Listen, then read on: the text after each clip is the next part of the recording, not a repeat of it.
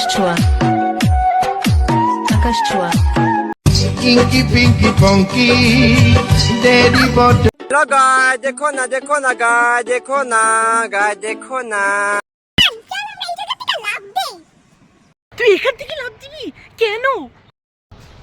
কারণ কুদ্দুস আমাকে ছেকা দিয়েছে। আর ব্রেকআপ হয়ে গেছে। আসলে ছেকা আমি খাইছি না তোরা খাইছিস?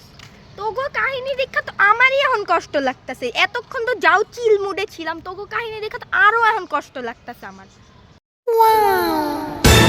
এটা আয়শা না?